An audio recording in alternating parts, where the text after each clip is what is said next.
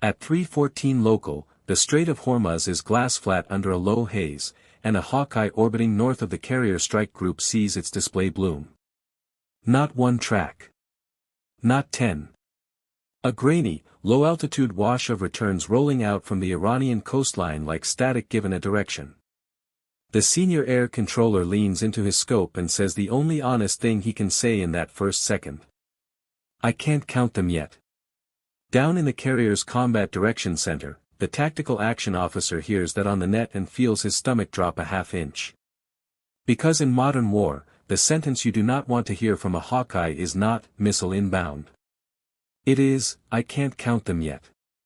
The strike group is a Nimitz-class carrier, 2 Arleigh Burke destroyers in close screen, a Ticonderoga cruiser riding shotgun on the southern flank, and a third destroyer roughly 18 nautical miles ahead acting as a picket.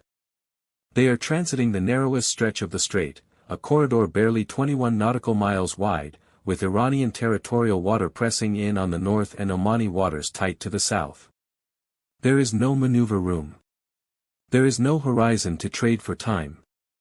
There is only the channel, the clock, and whatever is now lifting off the coast. The Hawkeye's picture firms up over the next 90 seconds. 300 low, slow contacts. Mixed altitudes between 30 and 200 feet. Speeds varying from 60 to 140 knots. Some are radar bright.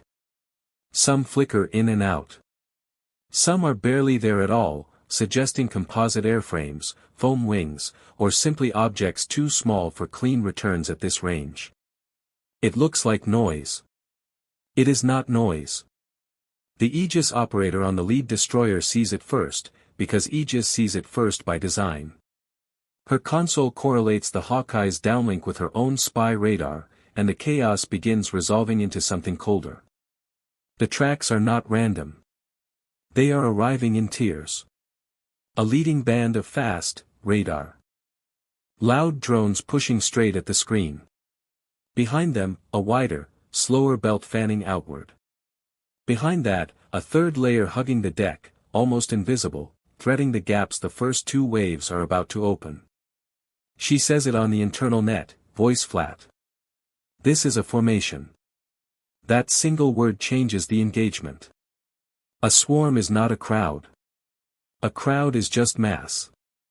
A swarm is geometry in motion, timing, spacing, intent. The leading wave is not the attack. The leading wave is the sensor. It exists to be shot at. It exists to bleed the screen's magazines, expose radar emissions, map the engagement envelopes, and force the destroyers to commit interceptors early. The second wave is the saturation layer, designed to overwhelm the trackers once the first wave has revealed the defender's rhythm. The third wave, the low one, is the killer. Wave-skimming loitering munitions carrying real warheads, riding the gap the first 2 layers will open in the picture. In the carrier's combat direction center, the tactical action officer absorbs this in roughly 4 seconds and gives the only order that matters in those 4 seconds. Free the outer ring. Hold the inner ring. Spin up everything on deck. Hold the inner ring. That is the discipline that will decide whether this carrier sees sunrise. Because the temptation, the human temptation, is to shoot at everything that appears. To meet mass with mass. 300 contacts pulls the eye toward panic. But the destroyers carry a finite number of standard missiles, the cruiser carries a finite number, and once those cells are dry, they cannot be reloaded at sea. If the screen empties its magazines on the first 2 waves, the third wave walks in unopposed and the carrier dies in the middle of the Strait of Hormuz on international television. So the outer ring goes hot, and the inner ring waits. The picket destroyer, 18 miles ahead, takes the first engagement. SM-2s leave the forward cells in a controlled rhythm, a panic salvo. Each interceptor is assigned a target the Aegis combat system has scored as a credible threat vector, meaning it is closing on a course that, uncorrected, intersects a high-value unit. Drones that are merely present, drones that are flying parallel, drones that are clearly decoys by their flight profile, are deliberately ignored. This is the part civilians never see in a swarm fight. The defense is not trying to kill 300 drones. The defense is trying to kill the right 30. In the first 3 minutes, the Pickett destroyer scores roughly 22 confirmed kills. The cruiser, sweeping the southern arc, adds another 15. The Hawkeye, now joined by a second airborne controller and a high-altitude reconnaissance asset that nobody has formally acknowledged is on station, is feeding the strike group a fused picture that no single ship could build alone. Every kill is logged. Every miss is logged. Every drone that changes course in response to an interceptor launch is logged, because that tells the analysts which drones are autonomous and which are being steered by an operator somewhere on the Iranian coast. And that is where the swarm begins to leak its first secret. The electronic warfare officer aboard the cruiser has been listening, not shooting. His suite is not pushing power. It is sipping. Passive collection across the bands the drones must be using for command, control, and GPS reception. He flags a pattern within 90 seconds of the engagement opening. The second-wave drones, the saturation layer, are receiving mid-course corrections on a narrow uplink. Not all of them. Maybe 60%. The other 40% are flying pre-programmed routes with no operator in the loop. The 60% are the dangerous ones, because they can adapt. The 40% are predictable, because they cannot. He passes this to the tactical action officer in a single sentence on the secure net. 2/3 of the second wave is on a low ash. The leash runs to a node ashore. A leash can be cut. The decision is made at the level of the strike group commander, in a compartment 2 decks above the combat direction center, with the carrier's captain at his elbow and the air wing commander already pulling on a flight suit because what comes next will not be done by missiles alone. The order is short. Soft kill the leash. Hard kill the layer it controls. Keep the inner ring cold. The electronic warfare effort lifts in volume. Not jamming, not at first. Deception. The cruiser and one of the destroyers begin injecting false navigation data into the band the drones are using for GPS, and the Hawkeye's escort, an EA-18G Growler that launched from the carrier 11 minutes earlier and has been climbing into position the entire time, begins shaping the electromagnetic environment over the northern approach. The Growler does not jam everything. That would be obvious, and obvious jamming triggers the swarm's fallback routines. The Growler jams selectively, surgically, against the specific uplink frequencies the cruiser's passive suite has already identified. The effect is not immediate. The effect is structural. The second-wave drones, the ones on the leash, begin drifting. Not crashing. Drifting. Their mid-course corrections are arriving late, or arriving wrong, or not arriving at all. Their formation, which had been tightening into a coordinated press against the destroyer's engagement envelope, starts to slacken. Spacing widens. Timing slips. Drones that were supposed to arrive in coordinated pulses now arrive in dribbles, alone, predictable, easy to shoot. The destroyer's magazines, which had been bleeding fast, suddenly begin lasting longer per kill.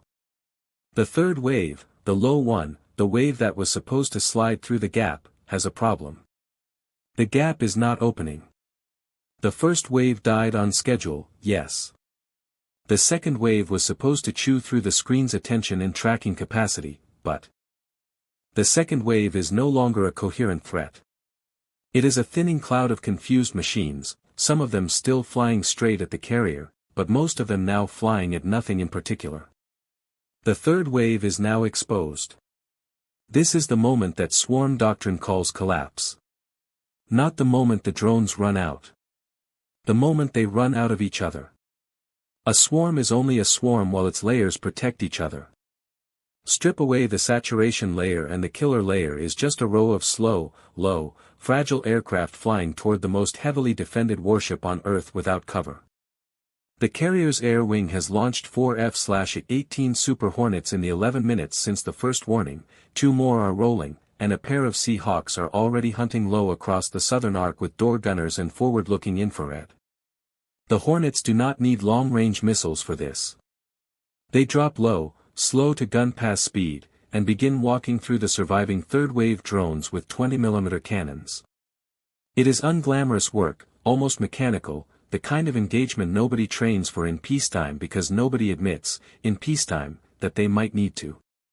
16 low-altitude killers go down to gunfire in 7 minutes. 6 more are taken by the destroyer's close-in defenses, the rapid Gatling systems that exist precisely for the contact that gets too close to engage with missiles. 2 of them get inside that envelope, and that is where the carrier's last layer earns its keep, where the laminated steel and the compartmentalization and the damage control teams prepositioned at every frame matter. Both impacts hit, both detonate, neither penetrates anything that matters. A deck edge antenna is shredded. A life raft canister is destroyed. A sailor takes shrapnel in the calf and walks himself to medical. Of 300 drones, by the time the strait widens at the southern end and the strike group begins to breathe again, the official tally will read 286 destroyed, 11 crashed without engagement, 3 impacted with negligible damage. The carrier is intact. The screen is intact. The Pickett destroyer has expended roughly 40% of its surface-to-air magazine. The cruiser closer to 30. The Growler is bingo on jamming pods and heading for the tanker. But the real number is not in the kill count. The real number is in the time. From first detection to last engagement, the fight lasted 31 minutes. The drones were designed to overwhelm the defense in 19. That 12-minute gap is the entire story. It is the gap that the Hawkeye opened by classifying the formation in 90 seconds instead of 5. It is the gap that the Aegis operator widened by refusing to shoot at decoys. It is the gap that the electronic warfare officer ripped open by listening instead of jamming, by finding the leash before he cut it. It is the gap that the strike group commander preserved by holding the inner ring cold while the outer ring did the bleeding. The swarm did not fail because it was small. It was not small. 300 drones at a single warship in a constrained waterway is, by any historical standard, an enormous attack. The swarm failed because it was a system, and the defense attacked the system instead of the parts. Once the leash was cut, the layers could not protect each other. Once the layers could not protect each other, mass became liability instead of weapon. There is a quiet line in the post-action debrief, attributed to the cruiser's electronic warfare officer, that captures it better than any official statement. He is asked how he knew which frequency to attack. He shrugs and says, "They told me. They couldn't help telling me." Every drone that took a correction was a confession. That is the lesson the Strait of Hormuz delivered that morning, and it is a lesson that will be studied in every fleet headquarters from Norfolk to Qingdao for the next decade. A swarm is not a weapon. A swarm is an argument made in machines, and the argument depends on every layer holding its place, every uplink arriving on time, every decoy dying for a reason, every killer arriving under cover. Break any one of those, and the swarm does not slowly degrade. It collapses, because coordination is the only thing that distinguishes 300 drones from 300 targets. The carrier transited the strait and continued south. The coastline behind it went silent. And somewhere in a control bunker on that coast, an officer stared at a screen full of drones that were no longer answering, and understood, too late, that he had not been fighting a carrier. He had been feeding one.